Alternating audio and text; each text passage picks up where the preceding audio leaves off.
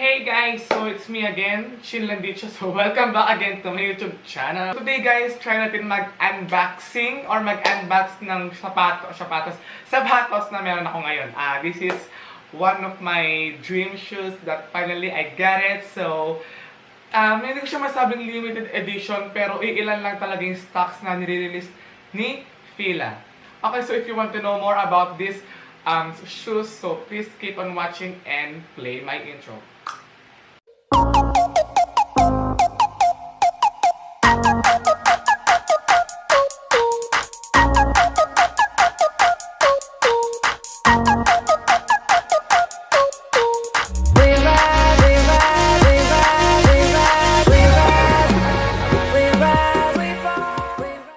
Today we're going to talk about the FILA Disruptor 3. Disruptor 3 Suede, I think, yung gamusa na series ni FILA Disruptor. So, apat na kulay ang nilabas ni Disruptor 3, ni FILA, which is the color gray and the color burgundy for the female and for the women. And then, for the men's is, ang ginamit nila, ang nirelease nila is color black, gamusa, and then color white, pure leather, I think. So, yeah. Retails for 4,499 pesos. And size 8 kasi ako sa men's. So, medyo maluwag at saka medyo kumakalog. Hindi rin naman kasya sa akin yung size 7. Medyo maliit na siya. So, I've tried to switch from the women's size. So, I got the size 10. So, paano ba siya i-unboxing? Kasi nasa harap ako ng camera. So, ito. Sige. Ganito yung kanyang box. Okay. So, wait na, i-zoom out ko. Ayan. So, ganito yung box niya. Medyo yupi-yupi nung dineliver. So, nandito yung price and then yung size. So, yung nakuha ko yung size UK 7.5 or size 10 and then 41.5 for the euro. Okay, so inside of the bag, so makikita niyo yung may pa ganito, si Mayorong FILA, and then you'll get your pair, which is eto nga. Ayan, so it looks so awesome guys. Alam mo yung kakaiba siya, hindi siya common.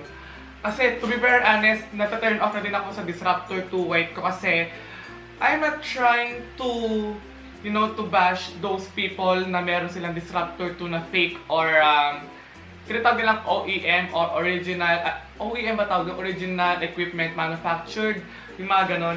Guys, I'm not against with that. So if that's the case, I respect you kung yun ang talagang ano nyo. Pero guys, kasi for me lang, in my own perception, marami kasing bulky shoes na affordable naman. Like, more than a half price from this FILA. Kasi for me, we should not patronize those fake product. Kasi, alam mo yun, for me, overrun actually doesn't exist. So, sabi nga nila, it is still illegal na bibilin mo yung mga ganong kind of product. So, OEM or overrun is actually, pero still, I respect you kung yun ang decision ninyo. So, disclaimer for that, ha? Pero ulitin ko, marami tayong affordable na mga bulky shoes sa mall. Tulad nyo naman na kayo, naubusan na kayo ng ganito, ng mga bulky shoes ng FILA. Ang pwede ko may suggest sa inyo na available siya nationwide is the Skechers, the Light 3.0. So maganda rin siya guys. So here, I have the size 10 FILA Disruptor 3 Burgundy Gold na variation.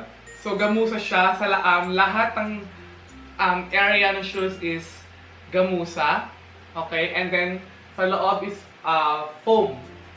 Foam siya. And then, meron tayong printed dito na rubber. Rubber siya. Pagkakaprint yung FILA. And then, of course, yung blade na logo dito. So, nandun pa din siya. And then, walang pinagkaiba dun sa ilalim. Ganun pa rin siya katulad dun sa FILA Disruptor 2. And then, ano pa ba? Wala naman. Tapos sa loob, nakalagay lang dyan FILA. Tapos may QR code sa loob to check the authenticity of the product. And then next is I have the FILA Concours. So ito, hindi pa ito nilabas sa Pilipinas. Wala yung box ko, sorry ha. Hindi ko na siya na-unbox kasi ko lang siya sa abroad. So, kasi mas mura doon at saka available doon. So, I got this for 3,000 plus lang. Kasi mas mura doon eh. Mas mura sa ibang bansa. Okay? So, ito siya para, ganun din. Bulky shoes. Meron siyang bulky dito sa heel part. And then dito. Tapos, ayan. And then, this shoes is collaborated from FILA Folder. So, yon. Ang color nito is gray. Tapos, yung dito ko, yung gamusa niya is dirty white or cream. Cream color yung nandito niya. So, ito naman, I got the size 42 or let's say size 10 din siya sa women. Okay, so that's it. So, try naman natin siya kung ano ang feeling niya kapag suot-suot. So, let's go!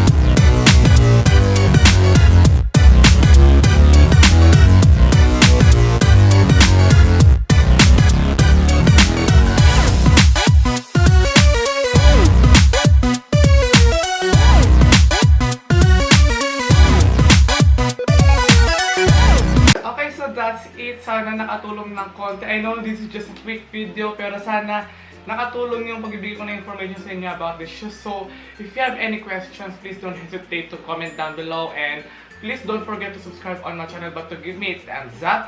And please don't forget also to click the ring bell icon so you can be notified whenever I upload a new videos. So yeah, thanks for watching again guys. So see you on my next video. Bye!